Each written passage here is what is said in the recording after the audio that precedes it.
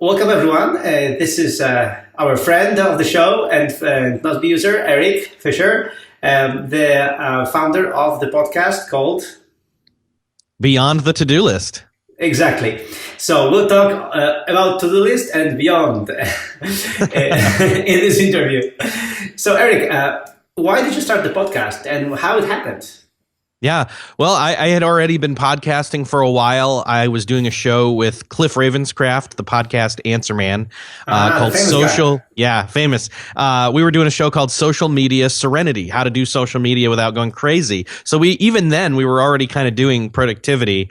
And then he made a wise decision to scale back the amount of shows he was doing on his podcast network so he could focus on the remaining ones and do higher quality. And so my show, the one I was doing with him, was one of the ones he was going to end. And so at that point in time, I knew, well, I want to do another show. This was January 2012. Beyond the To-Do List came out August 2012. So There was about a few months where I was trying to figure out what I was going to do. Once I figured it out about 5-6 months in and started figuring out what I wanted to do, I started planning, recording, and launching.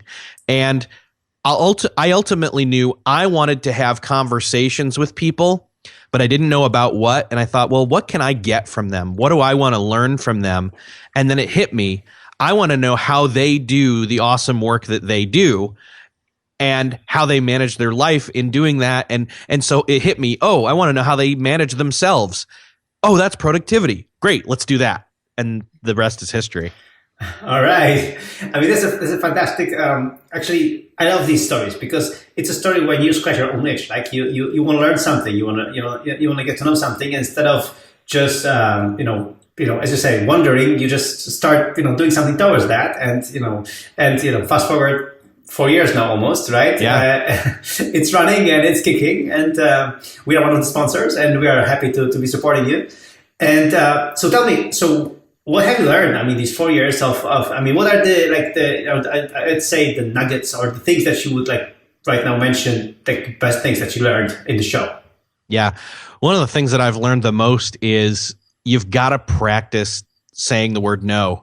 And then being able to back it up. Right. It's one thing to say no and then still get asked to do different things. But the only way that you really can know what to say no to is by having that high level view. In fact, I just had a conversation with our mutual friend Michael Hyatt about his new book, and that episode's about to come out. And it really encapsulates the mission statement of my show, which is to go beyond the to-do list, to get out of the weeds of the tasks and to look at that 30,000-foot view that even David Allen talks about in Getting Things Done. And from there, being able to then zoom back in, kind of like Google Maps where you press the plus, zoom back in. Okay, now I know what I need to do here and now and next week and next month and even next year in planning to get these tasks done, to get the projects done, to get the life that I want. And so by doing that, by doing all that high level planning and then zooming down, Michael even told me this in the conversation, and I was just like, I'm so glad he's saying this. You then know what to say yes and no to. And I think, honestly, that's probably been the biggest lesson right there. Yeah. And I had just two books that come to my mind right now, off the bat, that support this. And then I think you would agree, is the Essentialism by Greg McKeown. I think this is just an amazing book. And The One Thing, which is also a very, very cool book. And I just read both of them last year, and they gave me the clarity really what to do this year. And it's crazy. It's crazy. Yeah, and you and I even talked about that as far as what you had clarity to do this year, 2016, exactly, because of that, in terms of when you were on my show. So yeah, exactly. So I think you're totally right. This is what Greg said, that once you achieve some success, that you stop doing what brought you the success, but to start spreading thin, right? Yes, exactly. Let me see if there's another deep lesson. But the no one is so big. Like, I mean, if people could just wrap their head around that one alone, it makes a huge difference. I think the other thing is just to honestly to unplug. There's been a couple of episodes there where I've talked to people about that. It is being able to step away from technology, which we use so often, and to get a breather, and even just the physical fitness, the mental fitness, in terms of physical activity, your health and what you're eating, hydration, even meditation and clarity of mind, like the synergy of all those things. Like that, I guess, is the second thing. Yeah, the cool thing about this, because I already checked it today, the recording setup. The cool thing about what you just said is that this interview will be like a split screen between you and me. And the best part about it is just look at the background. It will stop right here. Right? So there will be a no. There will be a no here. So your lesson will be the whole interview right now. That's so good. I love it. Love it. So, I'm actually thinking, because we changed the logos, I'm going to change the background. But until now, like the no thing will just stay here for everyone to just remember. No. That's great. I love it. Yeah. So Erik, you've been doing the podcast. Is there anything else that you're doing right now? Anything that you would like to share? I mean, what are you up to? Honestly, the biggest thing I'm involved with is, in fact, my day job. I am the social media manager for Social Media Examiner.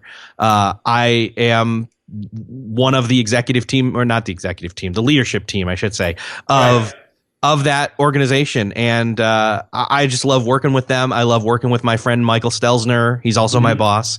I'm learning tons from him, and he is a huge person in terms of processes and just all of that stuff. So, he's a huge productivity geek as well, although he probably wouldn't say that.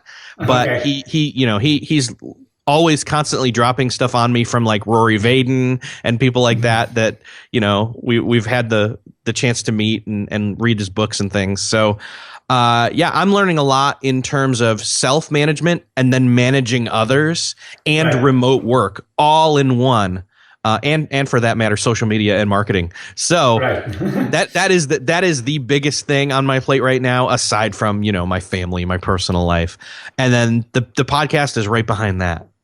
Okay, so how do you divide the time between the podcast and and your day job? How do you how does your day look like, or your week look like, so that you can actually have a great podcast, successful with the podcast, and still be successful at your work?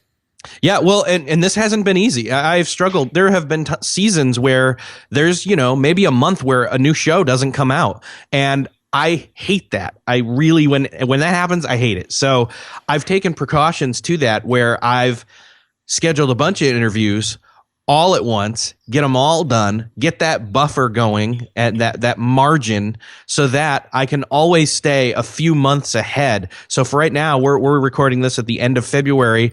I'm into the end of April right now in terms of having interviews recorded and planned, and am planning actually May, June, and July right now. So the ability to do that. And then what I'll do is I'll get up early.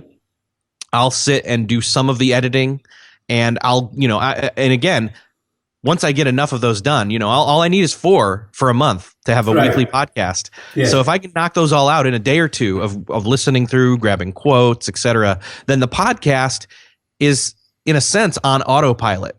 And that's great, because then I don't have to pay attention to it until the next time I need to go through and batch a bunch of them, and then I can schedule that time specifically for that. The rest of my time, I schedule that to, Mondays are kind of deep thinking days, and I actually get out of my office here and I go to a coffee shop and kind of co-work with another remote worker from somewhere else, and we have fun, and we, break the day up that way, and then head back to it.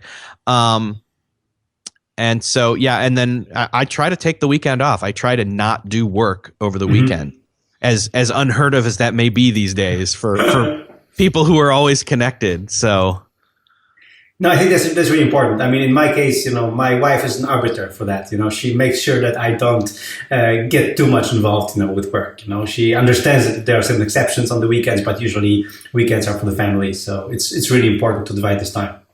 Yeah. It's having those boundaries, having that flex, but also acknowledging that sometimes it has to happen and there's flexibility there, because then, hey, I'll talk to my wife and say, hey, we want to go and do something on a certain afternoon. Okay, cool. Well, then I'm going to either work really hard so that I don't have to be around for that time, or schedule it so where, okay, I'll make up whatever it was I needed to do on the weekend or late at night or in the morning. It's always looking ahead and at that forecast of what's coming task wise and project wise to be able to schedule that time out. Mm-hmm.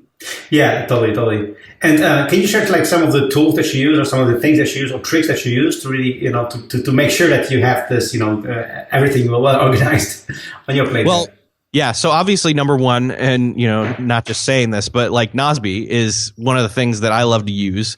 I recently, with the templates, created a template for my morning routine in there now. And so what's great is, so every morning I get up and I go to it's probably my iPhone for the most part, where I will hit create project, and I treat my morning and my morning routine as a project in Nozbe. And then cool. I can go through and, I can have my Apple Watch and I can just check stuff off as I've done this and done this. And so my morning is then starting to energize me, instead of me trying to, pull myself through. Okay, I got to drink this coffee to wake up, force myself to like, I have to go do this stuff. No, I get to be up today and I get to do these things. And so that's number one. Number two is being able to use, and I've tried a bunch of different ones, and I don't think I've ever really landed on a great one, but using some sort of a time chunking timer system that works with the Pomodoro method, all of that. Yeah, that's a good one. There you go. a real tomato. Real tomato, yeah. Real tomato. But I believe in the theory, or the principle of the Pomodoro method. So I actually use that in conjunction with one of my other favorite tools, Focus at Will. I don't know if you've tried that out. That's where it's not music, but it's compositions, and when you play it, it puts the blinders on. So now I can only focus on the thing in front of me, and it gets rid of all the distractions in my mind or around me, and helps me just hone in. And okay, so then I can set the timer there and that's really what I've come to, is I'll set it there for 20 minutes and or an hour, depending on what I'm doing, and I'll just sit and knock something out and then check it off. So I'm trying to think of what else is a tool that. Let me open my Mac here real quick. I'm just taking a look to see if there's something else that stands out as like just the geekiest thing to share. Right. You know what? Text Expander. I recently had one of the founders I of remember. that. Yeah, you had that. Yeah, you had that on the show. Yeah, perfect. Greg Scown was on the show, and I learned a lot. I thought I already knew how to use it really well. I learned a lot more from him, having him on the show. And so that was an amazing episode. I have found that I am getting through a lot of the everyday tasks much quicker because of this keyboard shortcut program. And so it's probably those three: Nozbe, Focus at Will, and Text Expander. Perfect. Yeah. So there's like lots of good tips for our readers here.